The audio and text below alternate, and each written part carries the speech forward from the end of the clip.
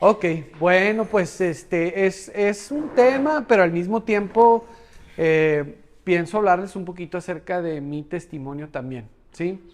Entonces, hoy les voy a hablar acerca de un tema que se llama fantasías y espejismos. Es un tema sencillo de entender, pero es un tema que creo que nos va a ayudar mucho para, para poder encontrar paz, tranquilidad, felicidad en este proceso, ¿sale? Y lo primero que quisiera yo preguntarles a ustedes es, como padres de familia, como madres de familia, como esposas, familiares de una persona que está padeciendo alguna adicción, quisiera preguntarles a ustedes qué tanto se sienten en un proceso de recuperación. ¿Se consideran ustedes que están en recuperación? Ok, ok, muy bien, se vale, ajá. Esta parte sí es bien importante, ¿no? Porque por lo general tenemos como que esa idea de que el que está en recuperación nada más es mi hijo, ¿no? El que está en recuperación nada más es mi papá. El que está en recuperación nada más es mi esposo, ¿no? Digo, porque aquí es para casi hay puros hombres, ¿no? Pero a veces tenemos como que esa idea del que está internado, está en recuperación, pero yo, familia, o yo, mamá, yo, papá, no, pues yo simplemente estoy esperando a que se recupere mi hijo, para estar más tranquilo, ¿sí? Porque sí, en eso sí estamos de acuerdo todos, ¿no? Definitivamente la adicción de un ser querido, sí nos viene a desestabilizar, nos viene a mover bastante. Emocionalmente es un malestar el que se vive cuando se tiene a un familiar, una persona que tú amas con todo tu corazón, con toda tu mente, y lo ves que se estaba autodestruyendo y que la persona no puede dejar de consumir, te afecta. Definitivamente. Es muy difícil, o sea, encontrar una persona que diga, ¿sabes qué? Yo soy inmune ante la adicción de mi ser querido, ¿no? O sea, a mí no me afecta absolutamente nada. Es muy difícil, ¿no? Sí, exactamente, ¿no? Tendría que ser adicto también, ¿sí? Exactamente, ¿no? Por lo general sufre mucho la familia. Yo siempre he dicho esto y se los he repetido hasta el cansancio, ¿no? Si hay alguien más, si hay alguien que sufre más que el adicto, es su familia, ¿no?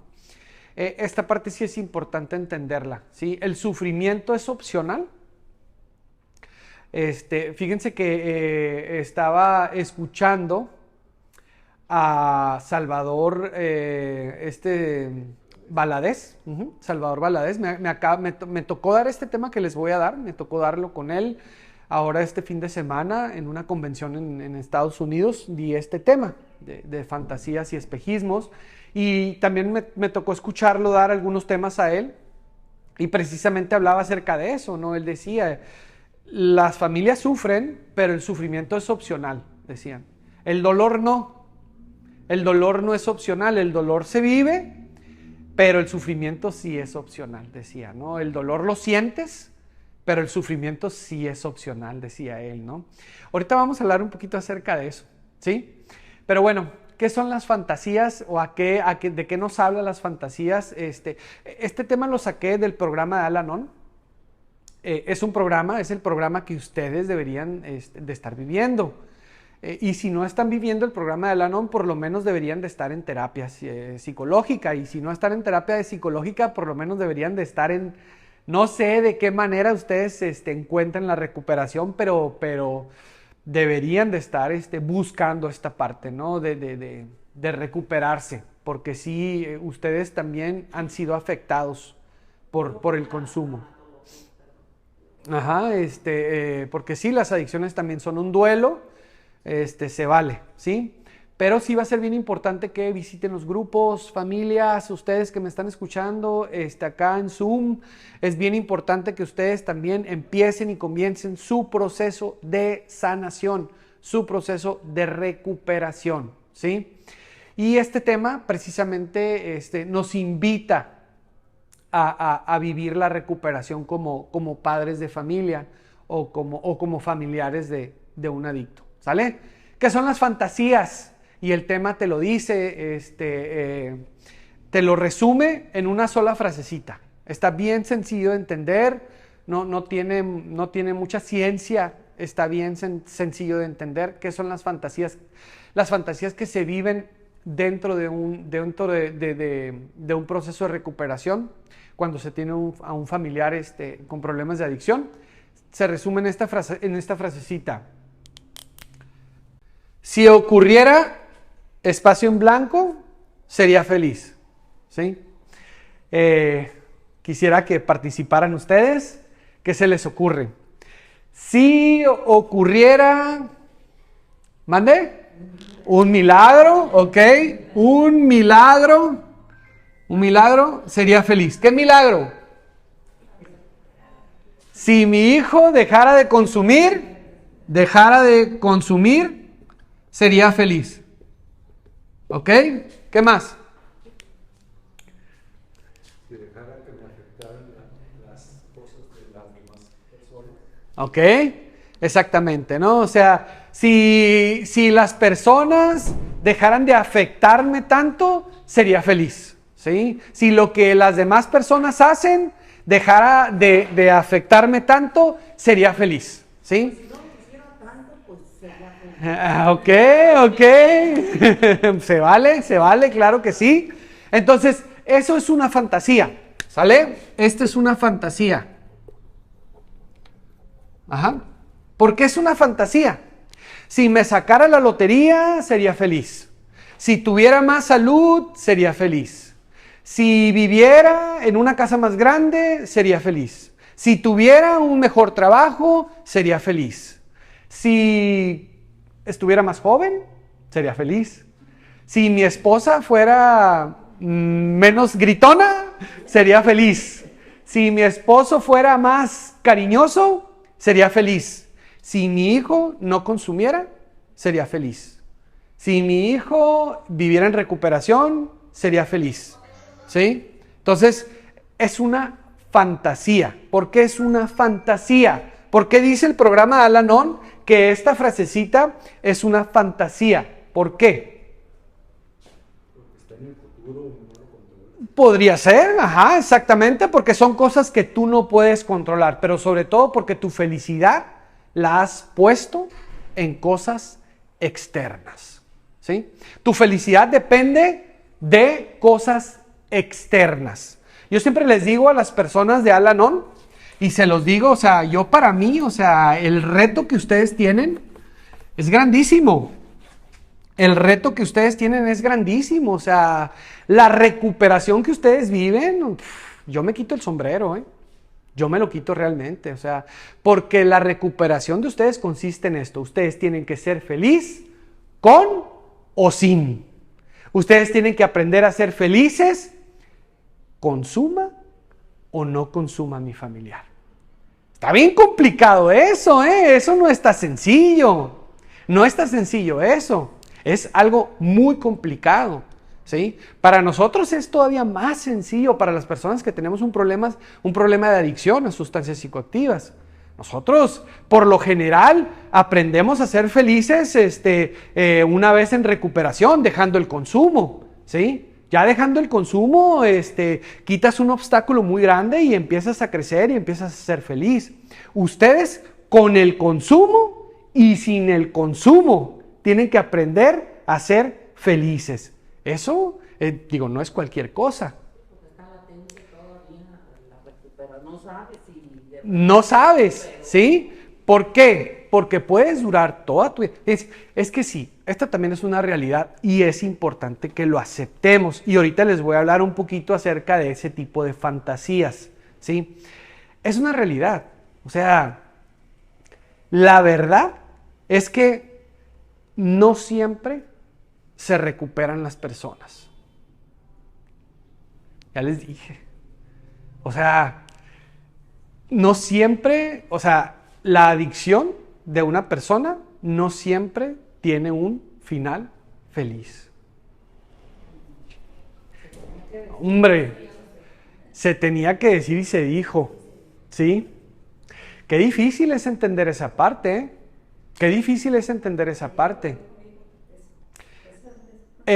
No está sencillo entender esa parte, aceptar esa parte no está sencillo, no está sencillo. Pero cuando se hace algo al respecto, o sea, lógicamente la esperanza crece, ¿no? La esperanza crece, ¿sí? Ok, pero el reto de ustedes, la misión, el objetivo de ustedes es aprender a ser felices con o sin, con recuperación o sin recuperación. Eso se logra a través del programa Los 12 Pasos, y eso se logra a través de la terapia, y eso se logra a través de un acompañamiento, a través de un grupo de autoayuda, eso se logra a través de un poder superior, eso se logra a través de mucho trabajo, ¿verdad? Pero se logra, sí se logra, ¿sí? A veces se tiene como que la fantasía. Ahorita les voy a hablar de muchas fantasías que yo, como persona en recuperación, viví, ¿sí? Y vamos a ver si se asemejan a las fantasías que ustedes pudieran estar viviendo ahorita en este momento. ¿Sale? Ok. Fíjense que cuando yo era, y ahorita voy a hablar de ese tema específicamente que usted habló. ¿Sale? Ahorita se va a dar cuenta. ¿Sí? Miren, yo cuando tenía más o menos entre 7, 8, 9 años, yo fantaseaba mucho. Mucho fantaseaba. Yo recuerdo que de chiquito a mí, cuando jugaba a los monitos y al Superman y Batman y todo, yo siempre me imaginaba y fantaseaba con que yo era el superhéroe. Yo me imaginaba siendo yo el superhéroe y salvando el mundo. Sí, y me ponía a jugar con los monitos y yo creía que yo era el que iba a salvar el mundo y que yo salvaba la humanidad, y esas eran fantasías que yo tenía, ¿sí? Cuando crecí un poquito más, ya más o menos como en la secundaria, en la prepa, a veces en el salón de clases también fantaseaba. A veces me ponía a fantasear como que yo era el que salvaba el partido de básquetbol. Estaba todo el equipo y de repente faltaban 3 segundos para que se acabara el partido y estábamos empatados o nos estaban ganando por 2 puntos, y yo agarraba y tiraba de 3 puntos y justo un segundo antes de que se acabara el partido, ¡pum!, caía la canasta y ganábamos, y yo salvaba el equipo, y yo salvaba a mis compañeros del equipo, y todos me aplaudían y todos me cargaban, y yo era el salvador del partido, ¿no? O a veces así de que yo era el que en el último inning agarraba y bateaba y me aventaba un jonrón y salvaba, y a veces así, con eso fantaseaba. Fíjense nada más. Desde que estaba pequeño fantaseaba con ser el salvador, ¿sí? Ya después, más adelante, me hice seminarista y seguí fantaseando. Y ahora ya no era el que salvaba el mundo, ni era el que salvaba el partido, pero ahora era el que salvaba almas, ¿no? Ahora yo salvaba almas para Dios, ¿no? Y esa era como que también una fantasía, ¿no?, que yo tenía, ¿sí? Ya después abrí lo que es el centro de rehabilitación, etcétera, y seguí, ¿no?, con esa fantasía de querer salvar personas, adictos, ¿no? Y me quedé con esa, ¿verdad?, con esa fantasía, ¿verdad? Pero fíjense cómo lo traigo desde que estoy pequeño, esa fantasía de querer salvar. Y de hecho hubo un momento en mi vida en el que yo quería ayudar a personas con problemas de enfermedades terminales. O yo quería ayudar a niños huérfanos, quería entrar a trabajar a un orfanatorio, ¿no? Tenía esas ideas. ¿Por qué? No sé. No lo sé, exactamente no lo sé. Pero hasta ahorita, hasta hace poco, soy consciente de que esa fantasía la manejo mucho. Pero hoy he entendido que yo no soy el salvador de absolutamente nadie. Yo no soy el salvador de absolutamente nadie. Hoy lo entiendo perfectamente. Contribuyo con mi granito de arena. Hago lo que me toca hacer, ¿sí? Pero ya no estoy con esa idea de querer salvar a otras personas. Las familias muchas veces también se meten en ese papel. Se meten en el papel de querer ser salvadores. ¿Por qué pasa eso? Fíjense, yo les he hablado mucho acerca de las distorsiones cognitivas, Les he hablado mucho acerca de las distorsiones cognitivas. Y había un filósofo llamado Epicteto. Este filósofo habla acerca de cómo los seres humanos, ¿sí?, interpretamos la realidad. Y este filósofo dice, no son las cosas las que perturban al ser humano. No es lo que le pasa al ser humano lo que lo perturba, lo que le genera un malestar emocional, sino es la manera en la que interpreta el ser humano aquello que le pasa. No son las cosas las que perturban al ser humano, sino es la manera en la que tú interpretas las cosas, los acontecimientos, lo que te pasa, ¿sí? Y yo ya les he hablado de esto, ¿no? O sea, cada quien trae sus creencias, cada quien tiene sus experiencias y nos puede estar pasando exactamente lo mismo y tú lo puedes estar interpretando de diferente manera, ¿sí? Hay una distorsión cognitiva. Hay varias. Hay uno de los que de un pensamiento distorsionado que tiene que ver mucho con las fantasías, que ya les hablé yo de ese pensamiento distorsionado, que es el de los deberías. Deberías. Son los deberías, ¿sí? Los deberías se dividen en dos. Los deberías del mundo hacia mí y los deberías de yo hacia el mundo, ¿sí? El mundo debería de ser justo, ¿sí? Yo debería de rescatar a mi familia, yo debería de ser el indicado, yo debería de ser el salvador de mi familiar. Yo debería de estar todo el tiempo con mi familiar y debería de ayudarlo siempre en todo momento, porque para eso existo, para eso nací, para ayudar a mi hijo. Yo debería, si no lo ayudo, soy un mal padre. Entonces yo debería de estar todo el tiempo solucionándole las cosas a mi hijo, ayudándole a mi hijo. Yo debería de estar con mi hijo, ¿no? Yo debería de salvar a mi hijo, ¿sí? Eso es un pensamiento distorsionado. Y esa es una fantasía. Esa es una fantasía, ¿sí? O sea, nosotros, eso lo entendemos en el programa. Eso lo entiendes en el programa. O sea, nosotros no somos los salvadores de nuestros familiares. No lo somos. Simplemente hacemos lo que podemos, ¿sí? Eso sí, pero no somos los encargados de salvar a nuestros familiares. Eso lo entendemos perfectamente, porque eso también se vive en recuperación.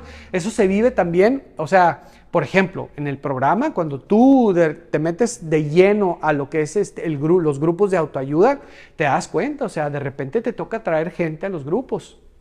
Y de repente vas, practicas el 12º paso, ¿no? En donde llevas el mensaje e invitas a gente a que pase a pertenecer al grupo de autoayuda. Y llega el momento en el que tú sientes que estás salvando a la persona, pero no es así. Tú solamente eres un medio, ¿verdad?, que Dios utiliza para que esta persona pueda encontrar su recuperación, ¿sí?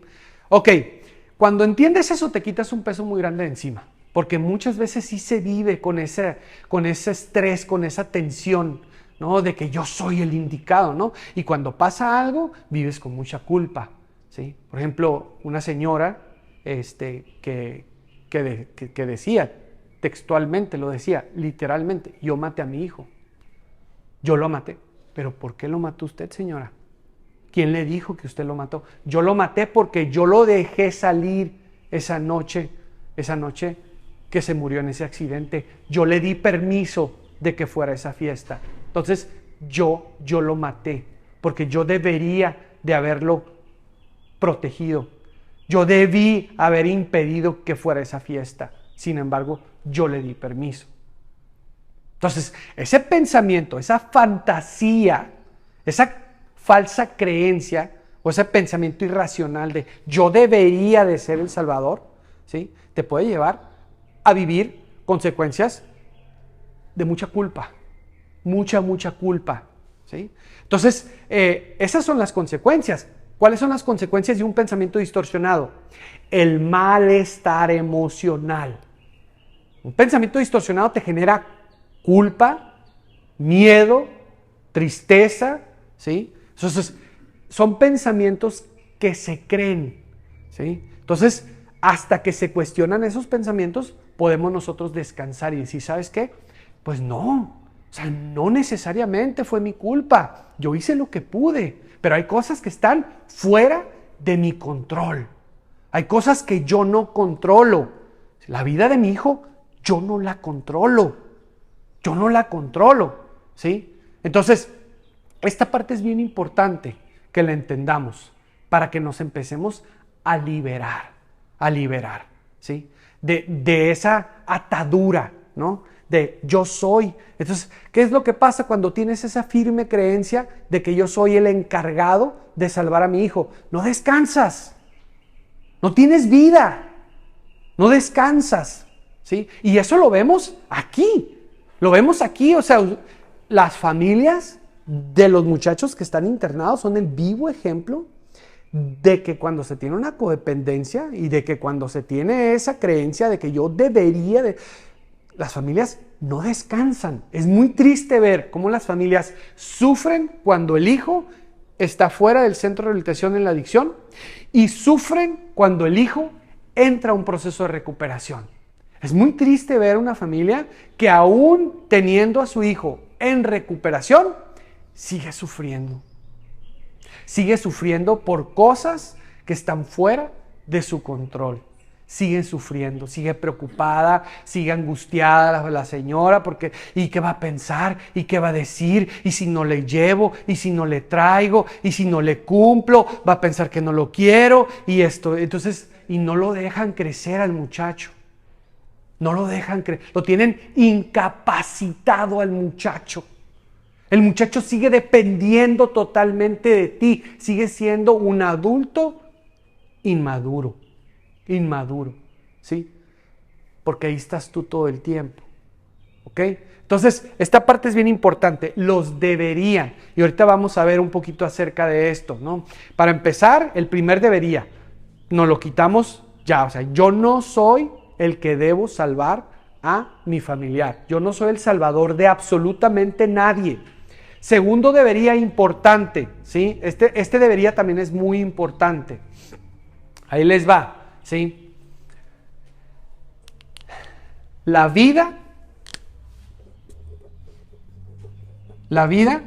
debería de ser justa. Esa también es una ilusión. Eso es precisamente lo que es una fantasía. Es una creencia que no es real, ¿sí? ¿Y por qué espejismos? ¿Qué es un espejismo? Sí, ahorita les voy a hablar un poquito acerca de los espejismos. El espejismo es aquello que reafirma tu fantasía. Tú crees que sacándote la lotería vas a ser más feliz. Y de repente te encuentras una cartera. Y esa cartera trae $1,000. Y dices, ahora sí voy a salir de mis problemas. Ahora sí, mira, voy a tener para comprar el mandado de toda la semana. Ahora sí voy a tener para esto, voy a tener para el otro. Y te ilusionas creyendo, ¿sí?, que eso que te encontraste te va a hacer feliz. ¿Y qué crees? Negativo. No pasa. Al contrario, al rato empieza el remordimiento de conciencia porque te quedaste con el dinero, ¿sí? Al rato, a lo mejor sí te saliste de algún apuro, lo que sea, pagaste el agua, pagaste la luz, lo que sea, pero ya se te acaba el dinero y entonces otra vez empieza la ansiedad, otra vez empieza la soledad, otra vez empieza la desesperación, otra vez empiezas a sufrir. Te das cuenta que el dinero, y eso es muy común que pase, ¿sí? Esos son espejismos. Es como cuando, por ejemplo, vas en el desierto y empiezas estás viviendo lo que es la insolación y te empiezas a tener mucha sed y te empiezas a imaginar cosas y las empiezas a ver. En el desierto empiezas a tener alucinaciones. Esos son los espejismos. De repente ves un oasis a lo lejos. Y vas caminando y el oasis sigue estando lejos y nunca llegas al oasis. ¿Qué crees? El oasis no existe, es un espejismo, es una ilusión. Es una ilusión, es algo que estás viendo pero que no es real. Te empiezas a imaginar, no sé, un río. Te empiezas a imaginar una Coca-Cola, ¿sí? Te empiezas a imaginar cualquier cosa, un Oxxo a lo lejos, ¿no? Empiezas a imaginarte un Oxxo en el desierto, pero no es real. ¿sí? Y eso también pasa en recuperación.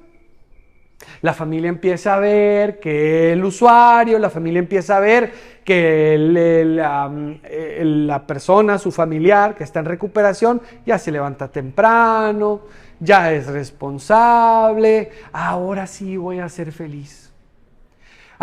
Ya la persona ya tiene 6 meses en recuperación, ahora sí voy a ser feliz. ¿Y qué crees? No pasa así, no pasa así. ¿Por qué? Porque con el tiempo te das cuenta que tu felicidad, ¿sí?, no depende de las demás personas. Y eso lo ves, clarito lo ves. Cuando al usuario lo internan, por ejemplo, llega el momento en el que la familia se empieza a desesperar porque ya no tiene a quien echarle la culpa. Ya no tiene a quien echarle la culpa de lo que está pasando en casa. Ya no tiene a quien gritarle. Ya no tiene a quien culpar, ¿sí? Y te das cuenta, o sea, que empiezas a tener problemas. Y es cuando dices, ¿sabes qué? Pues necesito a mi adicto. Lo necesito porque si no, ¿a quién le grito? ¿A quién le echo la culpa? Si no, ¿quién me va a necesitar? ¿Quién me va a necesitar a mí? Ya me siento como que a quién ya mi vida no tiene sentido, pues no, porque estás tan acostumbrado a todo el tiempo estar ayudando, a todo el tiempo estar facilitando. Ahora ya te sientes inservible, pues, ¿no? Porque tu familiar está en el centro de rehabilitación, ¿sí? Entonces, esta parte es bien importante que la reflexionemos, porque es una fantasía el creer que o sea, tú te das cuenta, o sea, el usuario cuando empieza a estar en recuperación, aún estando en recuperación, sigue estando defectuoso. Aún estando en recuperación, el usuario sigue teniendo defectos de carácter, ¿sí? Y a veces, sigues batallando con la persona. Por eso es que escuchas, hombre, antes eras más buena onda. Antes, por lo menos, cuando te ponías medio borracho, me traías unas flores. Antes, por lo menos, no sé, eras un poquito más simpático, ¿no? Lo que sea, ¿sí? Y te das cuenta, y es cuando descubres que no es la persona, no es, o sea, pero tú tienes esa fantasía y crees que vas a ser feliz hasta que el usuario se recupere. Y es una ilusión, es una fantasía, ¿sí? Ok, esta es otra fantasía. Cuando yo empiezo un proceso de recuperación, la vida es justa. La vida tiene que ser justa. Si yo me porto bien, me tiene que ir bien. ¿Qué crees? Es una fantasía, es una ilusión. Y ahí te va el espejismo, ¿sí? Empiezo a vivir un proceso de recuperación y empiezo a practicar los pasos, ¿sí? Y de repente, no sé, me llega un buen trabajo. Y digo, ¿sabes qué? Es porque me he estado portando bien. Es porque he hecho las cosas bien. Y sí, a lo mejor sí, probablemente sí. Pero ¿qué crees? Conforme va pasando el tiempo, conforme van pasando los años, sigues experimentando situaciones difíciles, complicadas. Y es cuando te preguntas, ¿pero por qué a mí? ¿Pero por qué yo tengo que vivir esto? O sea, si yo he hecho bien las cosas, si ya tengo 10 años sin consumir, 15 años sin consumir, y llegan momentos difíciles, a mí me pasó. A mí me pasó, yo lo viví. Yo tenía aproximadamente 13, 14 años en recuperación y me casé con mucha ilusión, muy feliz. Y hubo un momento en mi vida en el que deseé mucho tener un hijo. Y lo deseé mucho, mucho, mucho lo deseé. Y pegó el chicle. Llegó el momento en el que pegó el chicle. Y aproximadamente cuando teníamos 2 meses de embarazo, lo perdemos. Perdí a mi hijo. Para mí fue bien difícil. Para mí fue bien difícil porque tenía la ilusión de que ya iba a tener un hijo otra vez. O sea, ya digo otra vez porque hubo un momento en mi vida en el que viví creyendo que nunca iba a tener hijos porque iba a ser sacerdote. Y entonces me salí del seminario y me casé. Entonces, me ilusioné. Y de repente nos dijeron, ¿sabes qué? Pues perdieron a su hijo, viene el grado. Fue una situación bien difícil en donde yo, les voy a ser honesto, sí renegué, sí dije, ¿por qué Dios? Y fue muy duro para mí esa situación. Después de más o menos un año, seguimos intentando y volvió a pegar el chicle. A los 2 meses fuimos, ultrasonido, estaba el corazoncito, creo que es lo primero que se forma, pero ya estaba latiendo. Tuc, tuc, tuc, tuc, tuc, tuc. Como a las 2 semanas, otra vez lo perdiste. Volví a perder a mi hijo, volví a perderlo, volví a perder lo volvimos a perder. Fue bien duro para mí. También en ese momento renegué de Dios. ¿Por qué a mí? ¿Cuál es la razón? ¿Qué hice de malo? Porque siempre tuve esa idea, pues, ¿no? O sea, hay muchas personas que viven creyendo eso firmemente. Si me porto bien, me tiene que ir bien. Y de hecho, todavía si nos vamos más al extremo, si me porto bien, Dios me tiene que bendecir. Si cumplo la voluntad de Dios, Dios me bendice. Pero caemos en el otro extremo, ¿no? De que si no cumplo la voluntad de Dios, Dios me castiga, ¿no? Y tenemos esa firme idea. ¿Y qué crees? Es una fantasía también. Eso es una fantasía. Perdí a mi segundo hijo. Después, vuelve a pegar el chicle. Y pasan 2 meses y estaba súper asustado. Y pasan 3 meses, y pasan 4 meses, y pasan 5 meses, y pasan 6 meses. Y más o menos, cuando teníamos 7 meses de embarazo, mi esposa estaba panzoncita, ahí en el freeway, nos tocó hacer de esas veces que se para el tráfico por completo, ¿no? Se paró el tráfico por completo. Y volteé a ver por el espejo, por el retrovisor, y me di cuenta que venía un carro durísimo. Y dije, ahorita se va a frenar. Y mi esposa volteó a ver, sin que, no sé por qué también volteó a ver, se le ocurrió voltear a ver, ¿no? Estábamos parados así en medio del tráfico y no se paraba. Dije, ahorita se va a parar, no se paraba, ahorita se va a parar, no se paraba, no se paraba. ¡Pum! Nos pegó con todo. Era un muchachito que venía más o menos, de unos 21, 22 años, nos imaginamos que venía chateando. El carro quedó pérdida total. Su carro, mi carro. Nos bajamos, mi esposa y yo, nos abrazamos. Imagínense nada más. Después de haber tenido estas 2 experiencias, con mi esposa embarazada, lloramos. Fue súper frustrante, pero también fue, ¿por qué a mí? ¿Por qué? ¿Cómo puede ser posible? Gracias a Dios, de ahí nos fuimos al hospital, hicieron todos los exámenes que le tenían que hacer. Estuvimos ahí toda la noche, hasta el día siguiente en la mañana, y no le pasó nada a mi niño, por gracia de Dios. Pero son cosas que pasan. Así es la vida. Son cosas que pasan. ¿Quién te dijo que la vida es justa? La vida no es justa. ¿Quién te dijo? ¿En dónde aprendiste que la vida es justa? Pero a veces tenemos esa creencia nosotros, de que si me porto bien, me va a ir bien.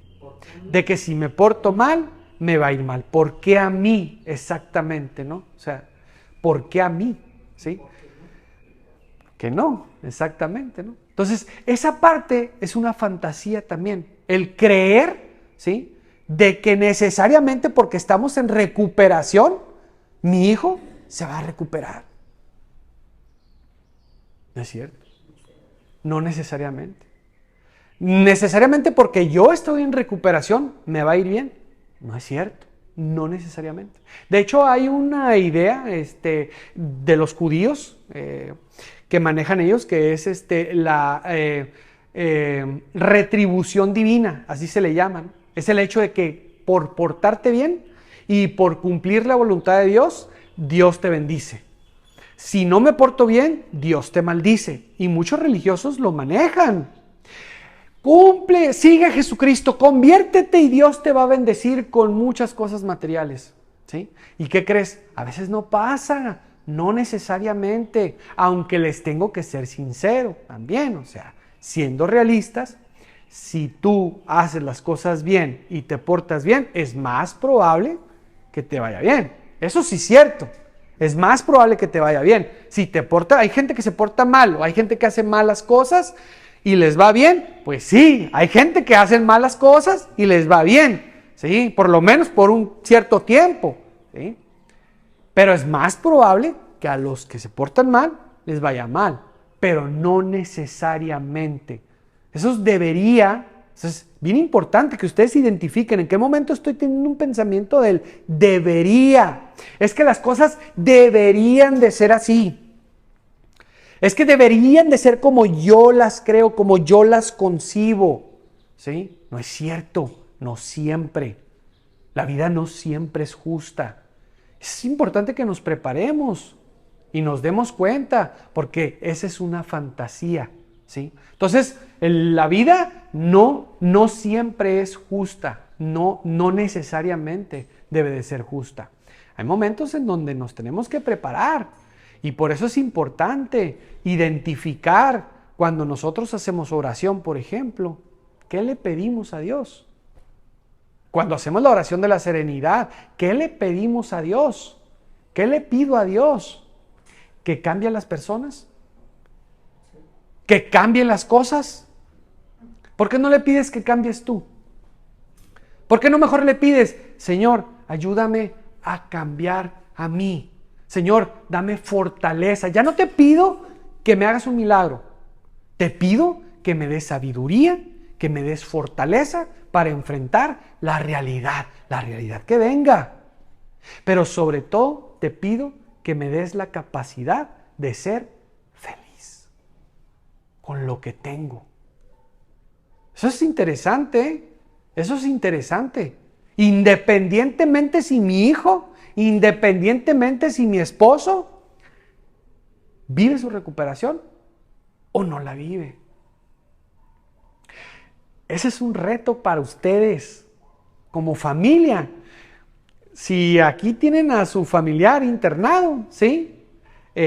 Muy bien, qué padre porque está en recuperación, pero ustedes tienen un compromiso muy grande también con su recuperación. Si ustedes, familia, no se sienten en recuperación y no están en proceso de recuperación, es preocupante. Es preocupante. Yo los invito a que practiquen el programa. Es importante que ustedes empiecen un proceso de recuperación y abracen un programa de recuperación. Yo los invito a que hagan la experiencia. Porque también está ese el debería yo cambiar a las personas. Eso yo lo entendí. Hay dos formas de aprender. Una es a través de las demás personas o a través del conocimiento, de la información, y la otra es a través de la experiencia, ¿no? A mí me tocó aprender esto a través de la experiencia, pero bien me lo dijeron en la escuela. Bien me lo dijeron en la escuela. Tú como psicólogo no puedes darle terapia a ningún familiar. Bien me lo dijeron en la escuela. Lo tuve que aprender a través de la experiencia, en cabeza propia, no en cabeza ajena, en cabeza propia lo tuve que aprender, ¿sí?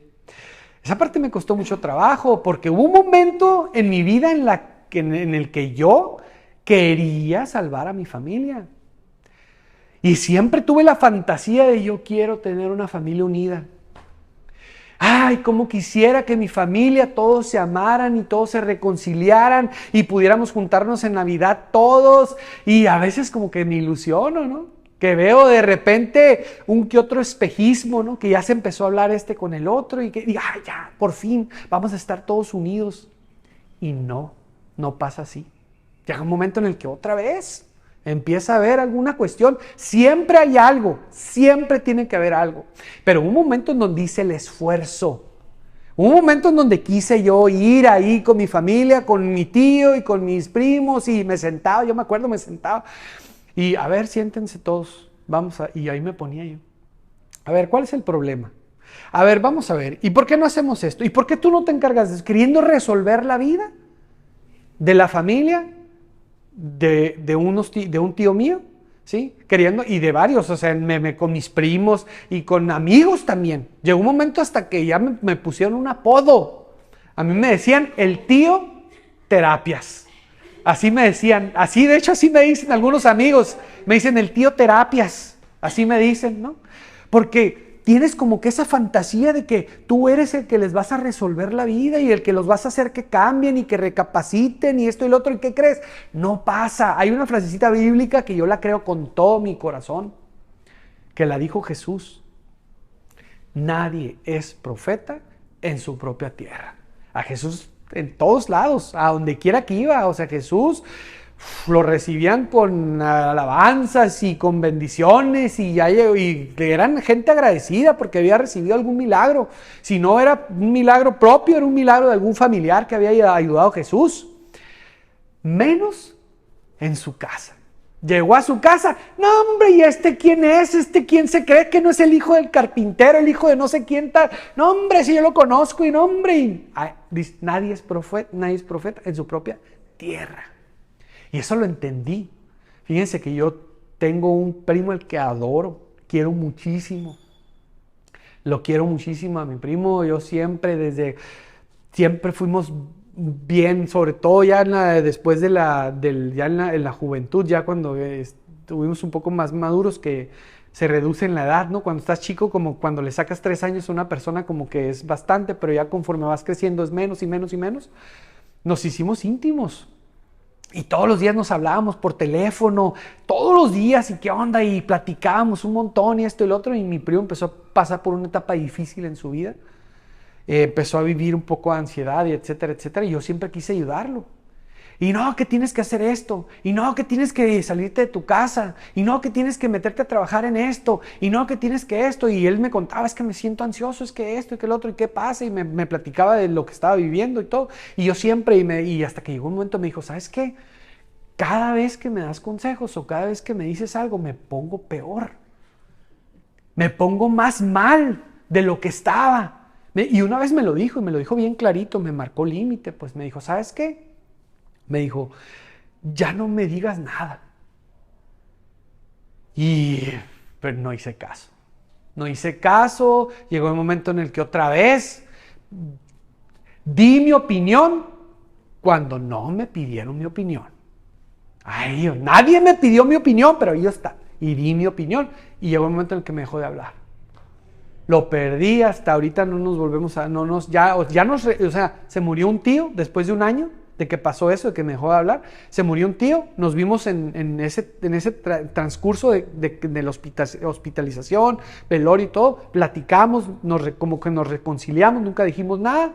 Pero ya no nos hablamos como antes, ya no es lo mismo, porque yo sé que su psicólogo le dijo, ¿no? O sea, ¿sabes qué? Ya mejor aléjate de él porque te pone mal, pues, ¿no? Entonces ya no nos hablamos, lo perdí. Y esa parte la entendí yo. Y hoy entiendo que yo no soy nadie para cambiar a las personas.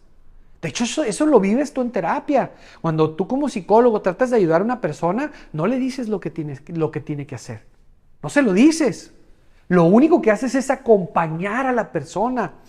Buscar la manera en que la otra persona descubra lo que tiene que hacer. Esa es tu tarea como psicólogo, que descubra si está teniendo pensamientos distorsionados, si esto que está viviendo podría ser de otra manera. Esa es la manera en la que un psicólogo ayuda a otra persona. Pero yo no soy el encargado de cambiar absolutamente a nadie. Cuando descubres esa parte, ¿qué crees? Descansas.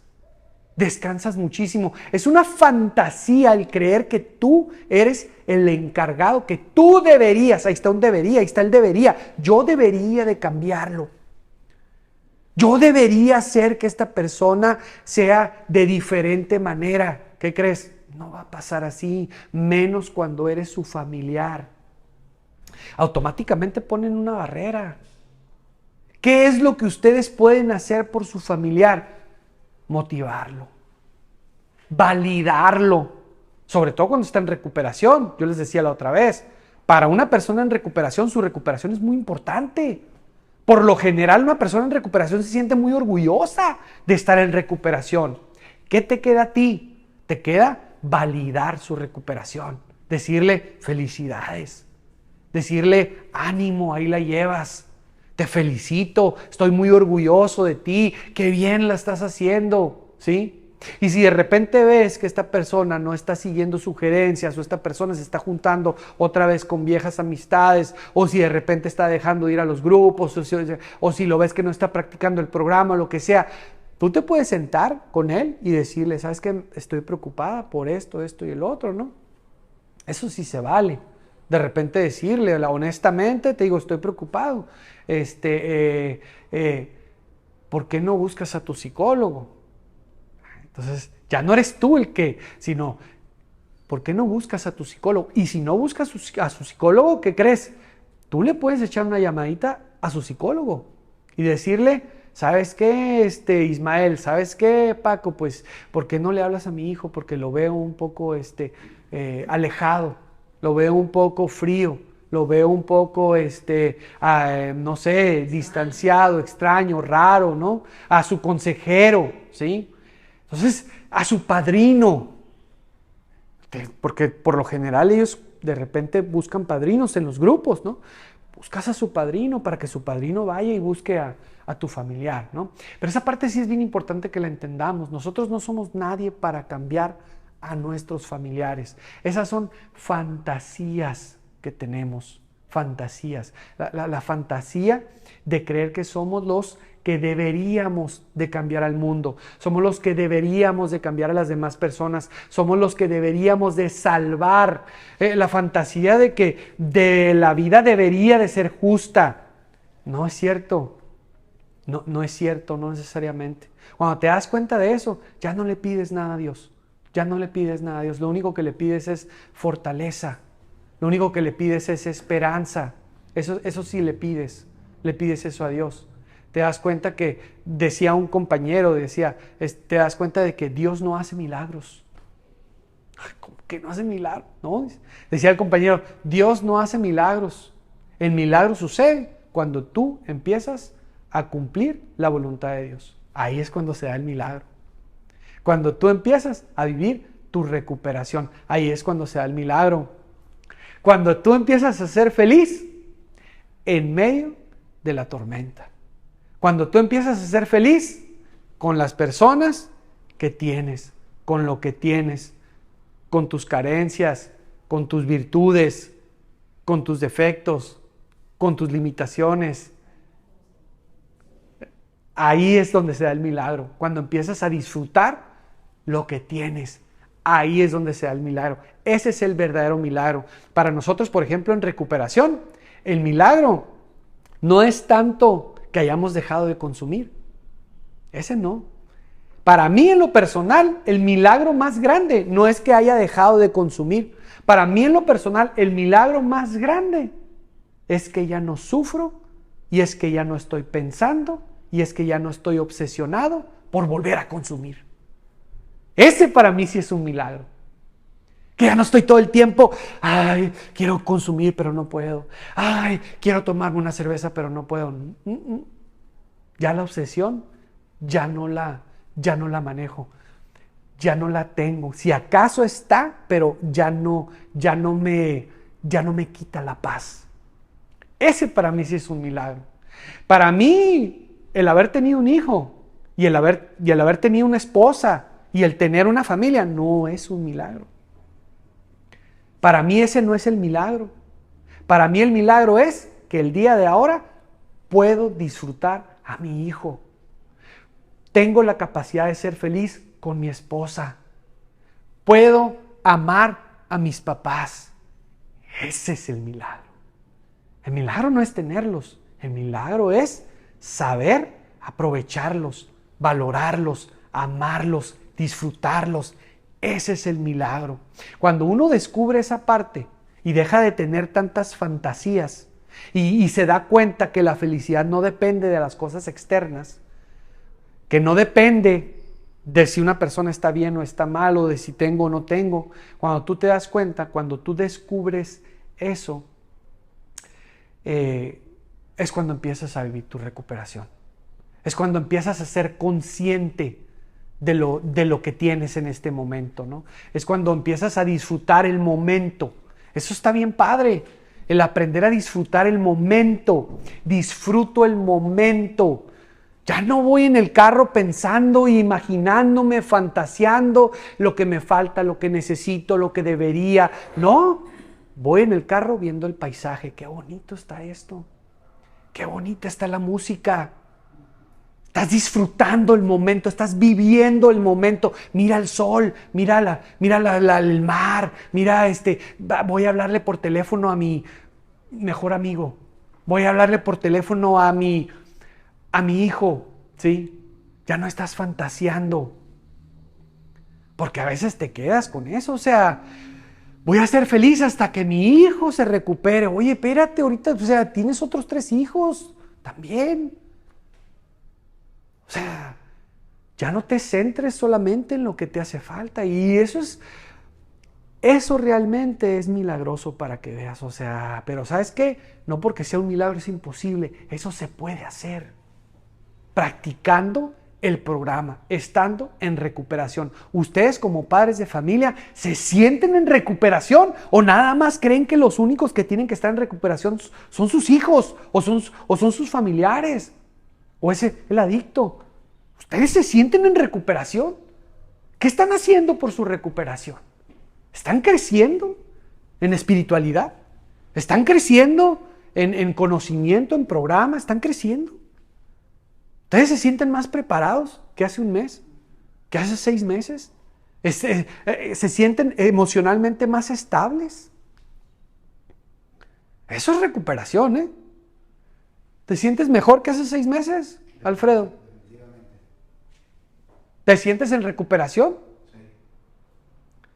Entonces, como familiares, ustedes, primero, ¿creen firmemente que necesitan estar en recuperación?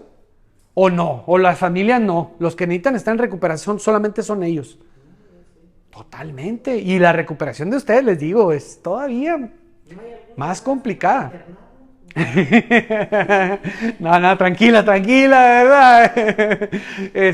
Miren, es un ejemplo religioso que a mí se me quedó muy grabado, ¿no? Que habla acerca de, era un rey que hizo quería encontrar el perfil perfecto para su hija, para que se casara con su hija, y dijo, ¿sabes qué? Voy a donar la mitad de mi fortuna, y aparte voy a hacer un concurso, y el que gane le voy a dar la oportunidad de que se case con mi hija, ¿no? Y juntó a muchos pintores, ¿no? O sea, pintores, y el que me dibuje la pintura que refleje la paz, de manera más visible, que pueda transmitir esa pintura mejor, la paz, que pueda transmitir a través de la pintura de mejor manera la paz, tranquilidad, se va a ganar el premio, ¿no? Y va a tener el derecho de casarse con mi hija y va a heredar la mitad de mi reino. Ah, bueno, está bien. Y empezaron todos los pintores de la ciudad, ¿no? Y de varias ciudades, de todos lados, ¿no? Llegaron y ya empezaron, hombre, a hacer unas pinturas hermosas, preciosas, ¿verdad? Una cosa increíble, ¿no? Unos paisajes con unas lagunas, ¿no? Y unos aves volando así sobre la laguna, ¿no? Hermosos. Y luego otros unas montañas hermosas, ¿no? Preciosas las montañas, ¿no? Con el sol saliendo, el amanecer y todo, ¿no? Muy bonito. Otros dibujaron el mar, ¿no? En perfecta calma el mar y con las gaviotas y... No, algo bien impresionante, ¿no? Pero había una pintura que llamaba mucho la atención, pues. Era una pintura en donde era una tormenta. Era una tormenta en el medio del mar. Una tormenta en medio del mar y en el mar había unas rocas, ¿no? Y se veía cómo las olas se estrellaban en las rocas y rayos y todo así. Algo así muy tenebroso, pues, ¿no? Pero así en medio de unas rocas, había como que un pequeño espacio en donde había un nido. En las rocas había un nido y habían 2 pajaritos dormidos en medio de las rocas, ¿no? Entonces el rey, pues a todos les llamó mucho la atención esa pintura, ¿no? O sea, ¿qué onda con esa pintura, no? Y entonces llegó el rey y les preguntó, ¿no? Les dijo, ¿qué onda? ¿Quién es el autor de esta pintura? ¿Qué? No, pues yo, ya, pero ¿qué onda? O sea, pues te dijimos que tiene que reflejar la paz, como es una tormenta ahí, ¿no? Y el autor dice, ¿no? O sea, a mí se me hizo un ejemplo muy bonito, ¿no? El autor dice, es que esa es la paz de Cristo, esa es la paz de Dios. En medio de la tormenta, estos dos pajaritos no pierden la paz, no pierden la tranquilidad, están completamente descansando, completamente dormidos, quitados de la pena, aún en medio de la tormenta. Y decía el autor, esa es la paz de Cristo, decía el autor, ¿no? Entonces, eso es, compañeros, o sea, definitivamente existen muchas fantasías en donde nosotros ponemos nuestra felicidad, nuestra tranquilidad, la ponemos en cosas externas, pero el reto ahí está. El reto es que tú, familia, aprendas a ser feliz a pesar de los pesares. A ver, levante la mano. ¿Quién cree honestamente que se puede ser feliz a pesar de los pesares? Porque ahí está el programa, ¿eh? ¿Quién cree de ustedes? Y eso uno con las alanonas o con los alanones lo ve. O sea, ¿cómo puedes ser feliz? Oye, qué egoísta. ¿Cómo puedes estarte riendo cuando tu hijo está sufriendo? Sí. ¿Cómo puedes estar alegre cuando tu hijo está, no quiere entender? ¿Cómo puedes recuperar la paz en medio de una tragedia? Está complicado. Pero para eso es importante entender, o sea, que hay cosas que están fuera de tu control. Hay cosas que están fuera de tu control. Hay cosas que no puedes controlar. Y qué difícil es entender esa parte, o sea, y que tú no eres el culpable, que tú no eres tan importante, o sea, que tú no eres el centro de atracción, que tú no eres el centro del universo, que no eres el protagonista de todo lo que pasa. Tú no eres el responsable, tú no eres el culpable, no te creas tan importante. Qué difícil es entender eso, porque hasta para eso somos egocéntricos, ¿no? Para pensar que somos los responsables y los culpables de lo que está pasando, ¿no? Entonces, ustedes ponen su granito de arena al buscar contribuir en la recuperación de tu ser amado. Pero tú, ¿cuándo vas a ser feliz? ¿Tú cuándo te vas a recuperar? ¿Cuando él se recupere? Te aseguro que no, no pasa así. Vas a encontrar otra razón para seguir sufriendo. Vas a encontrar otra razón para seguir mortificado. Vas a encontrar otra razón para seguir teniendo pensamientos catastróficos. Lo vas a hacer hasta que te des cuenta que tu felicidad no depende de las cosas externas. Y eso lo ves, es que más comprobado no lo puedes tener. O sea, ahí tú encuentras, o sea, gente que tiene, pues, todo lo que a lo mejor un ser humano puede anhelar. O sea, fama, dinero, poder, lo tiene todo y no es feliz. Lo tiene todo y no es feliz. Y no tiene paz, y no tiene tranquilidad, y no tiene estabilidad emocional. Y muchos de ellos terminan quitándose la vida. A pesar de tenerlo todo, ¿eh? Pero vives con muchas fantasías, creyendo, y es que si el mundo fuera así, y es que si las personas fueran más justas, y es que si me tomaran en cuenta, es que nunca me toman en cuenta. Sufro mucho porque nunca me toman en cuenta, siempre me dejan al último. Mi opinión no vale. La de todos sí, menos la mía. La mía nunca no la toman en cuenta, no es importante mi opinión, ¿sí? Y te dejas de victimizar, ¿no? Porque hasta para eso también somos buenísimos, para victimizarnos y creer que nuestro sufrimiento es el peor de todos, ¿no? La invitación es a esto, a que ustedes comiencen un proceso de recuperación. Y si ya están en proceso de recuperación, que sigan creciendo. Y que se den cuenta que nosotros los deberías. O sea, que se den cuenta que nosotros no somos los responsables de que las personas cambien. Nosotros no somos responsables de que las personas se salven. De lo único que soy responsable es de mí. De eso sí soy responsable. De lo único que soy responsable es de cómo me siento, cómo estoy, qué puedo hacer al respecto, cómo puedo sentirme mejor. De eso sí eres responsable. De lo demás, no eres responsable. Les decía hace ratito, es tremendo ver esto, cómo muchas familias se sienten culpables. Muchas mamás se sienten culpables. ¿Qué hice yo para merecer esto? ¿Qué? Y cuando quieres salir un poquito, la gente te hace sentir culpable, te dice, ¿cómo puedes hacer eso? Y te sigues sintiendo víctima. Y es que la gente me dice, y es que la gente me juzga, ¿no? Y te sigues sintiendo víctima, ¿sí? Entonces, ustedes son responsables de ustedes. Y si ustedes no están bien, si ustedes no se recuperan, si ustedes no están en recuperación y si ustedes no tienen estabilidad emocional, no van a poder ayudar a sus hijos. Y van a estropearles su tratamiento una y otra y otra y otra y otra y otra vez, creyéndose que ustedes son los responsables y que ustedes deberían de salvar a su hijo. Y es que yo debería de estar siempre con mi hijo. Y es que yo debería de ser el que rescato a mi hijo. Yo debería de estar rescatándole y facilitándole la vida siempre. No. Él debería de saber que yo estoy ahí, que yo no me he ido, que yo no lo voy a dejar nunca, nunca de los nunca, que no se vaya a imaginar, ¿no? Que ni uno vaya a pensar que me olvide de él. Que no vaya a pensar que me olvide de él. Porque ¿qué va a hacer de mí? ¿Qué va a ser de mí? Entonces, es importante que entendamos eso.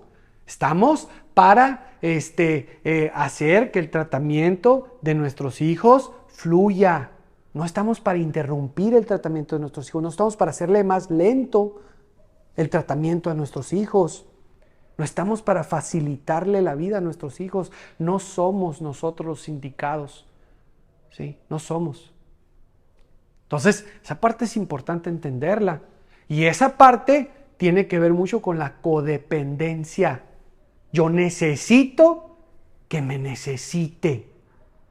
Porque yo debería de ser el que rescata a mi hijo, ¿no? Entonces, esa es una invitación a todos nosotros. Este tema se los preparé con mucho cariño a todos ustedes. Porque, ¿qué creen? Nosotros también manejamos muchos debería. Yo manejo muchos debería también.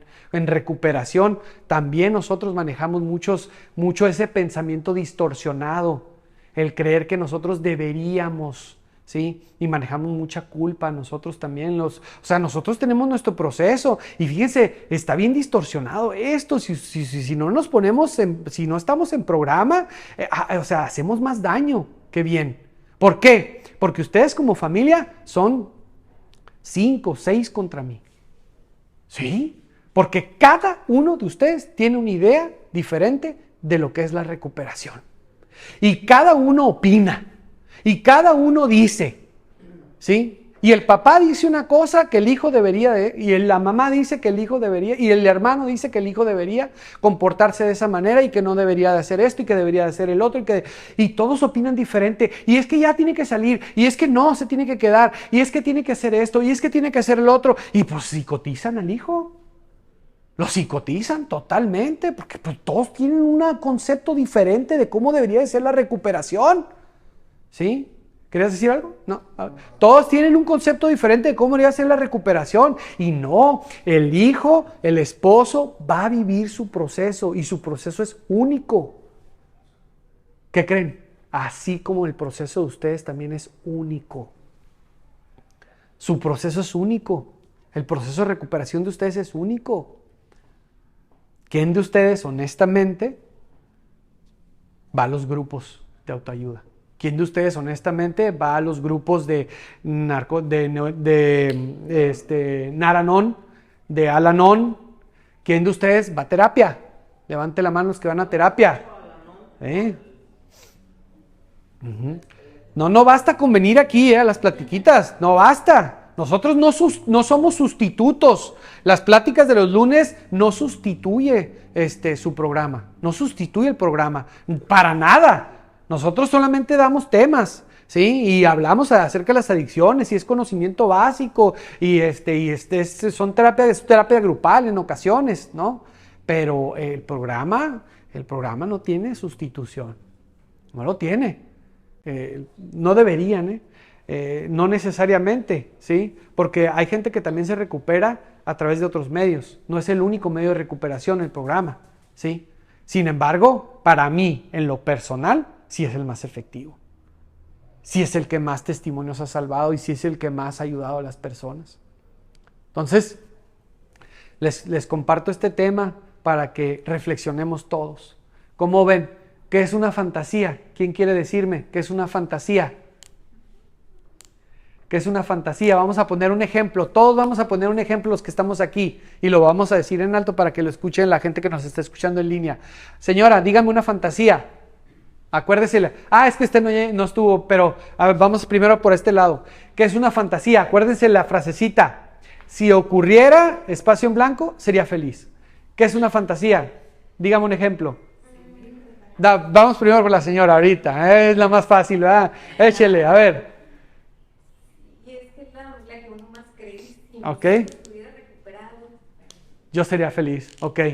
¿Y por qué no es feliz ahorita? ¿Y si nunca se recupera, nunca va a ser feliz?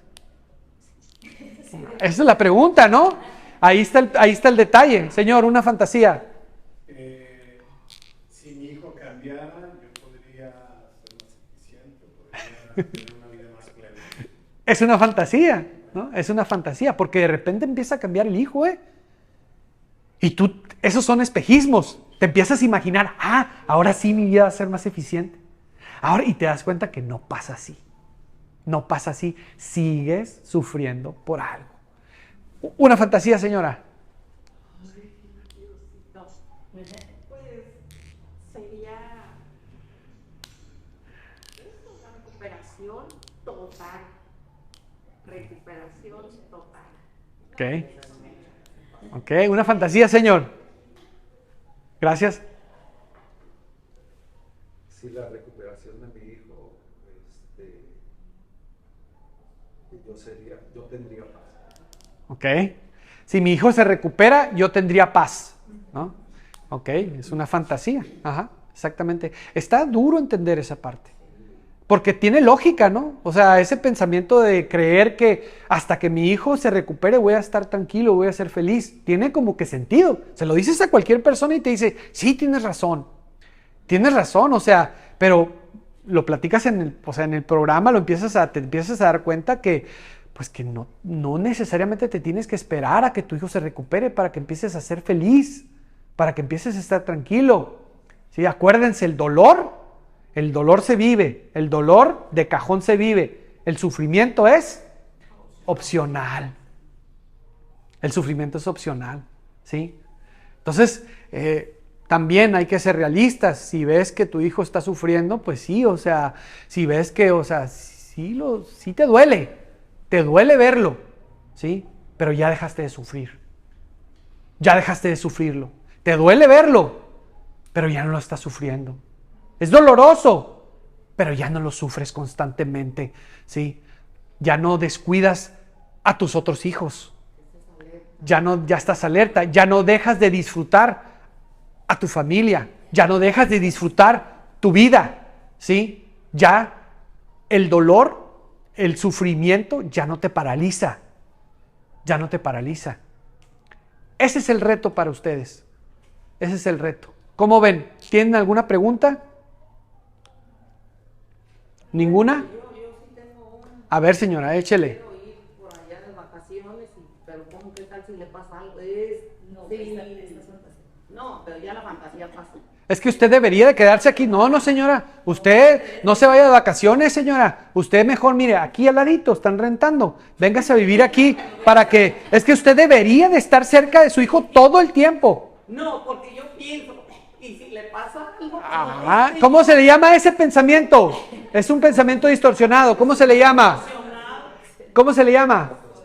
Catastrofismo. Es un pensamiento que no es real. ¿Cuántas veces lo ha pensado y no le ha pasado nada? Y no le pasa nada. Pero eso sí, ya lo sufriste como si le hubiera pasado. ¿Sí? Entonces, exactamente. Gracias por compartirnos y porque también se necesita valor para poder compartir esto, ¿verdad? Entonces, pero es algo que es real. Las familias lo viven. Señora, no le va a pasar nada a su hijo. Váyase de vacaciones. Tráiganos un recuerdito de allá donde va a ir. Sí, disfrute sus vacaciones. Su hijo está bien. Disfrute. Sea feliz. Ese es el reto. Pero también los invito, compañeros, a que ingresen a los grupos de Al-Anon. Los invito a que hagan la experiencia. Ustedes necesitan estar en recuperación. Es importante que estén en recuperación para que aprendan a ser feliz a pesar de los pesares. Y este es un detalle nada más, porque al rato vienen enfermedades. Al rato viene una crisis económica. Al rato viene una calumnia.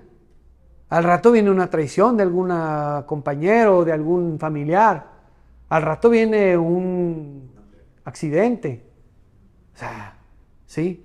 Y te das cuenta que la vida no es justa, no siempre es justa. Sin embargo, eso no significa que voy a ser infeliz y que todo el tiempo voy a estar sufriendo. No significa eso. Significa que yo tengo la oportunidad de crecer y de preguntarme, no por qué me está pasando esto, sino para qué. ¿Qué puedo aprender de esto? ¿Cómo puedo crecer de esto? ¿Tendré la capacidad de superar esto? ¿Tendré la capacidad de superar esto? Y si no la tengo, le pido a mi poder superior. Poder superior, dame la gracia. Poder superior, dame la sabiduría. Poder superior, dame la fortaleza para enfrentar esto. Y te vas a dar cuenta que el milagro sucede. En lo que menos te das cuenta, ya estás otra vez sonriendo. Ya estás otra vez feliz. Porque se empiezan a cumplir ciertos lemas que se viven en el programa. Todo pasa y no pasa nada. Te das cuenta que todo pasa y no pasa nada. Ahorita te sientes muy mal, pero te aseguro que en 3 días te vas a sentir bien. Todo pasa. Lo bueno de lo malo es que pasa. Y lo malo de lo bueno es que también pasa. O sea, todo pasa y no pasa nada. ¿Sí? No vas a cambiar a las personas. Aplica el lema, vive y deja vivir. ¿Tú quién eres para cambiar a las personas? Pero ahí estás sufriendo. Es que debería de ser eso. Es que no debería de fumar. Es que no debería decir groserías. Es que no se debería de vestir así. Es que no debería de tatuarse. Es que no debería traer el pelo rojo. Es que esto, es que lo otro. Y ahí estás, queriendo cambiar el mundo. ¿No? Ahí estás. Cambia tú. Que empiece por ti. El lema empieza por mí. Así debe ser el programa. Que empiece por mí. Yo soy el que tengo que cambiar. Yo soy el que tengo que ser feliz. No vas a ser feliz si tu felicidad depende de las demás personas o de las cosas externas. ¿Sí? Si no eres feliz con lo que tienes, jamás lo serás con lo que te falta. ¿Está aquí en este o no? ¿No? ¿No está en este cuadrito ese? Sí. Ahí está. Como dice, léelo por favor. Si con todo lo que tienes no eres feliz, con todo lo que te falta tampoco lo serás. Si con todo lo que tienes no eres feliz, con todo lo que te falta tampoco lo serás. Es una invitación. Hagan la experiencia, no necesitan ir al grupo, pueden hacerlo por Zoom, pero yo los motivo a que vayan presencial, no hay como ir presencial. ¿Sale? Gracias por escucharme, espero les haya gustado el tema, Dios los bendiga a todos, que estén muy bien, fue Fantasías y Espejismos, y pues ánimo, bendiciones.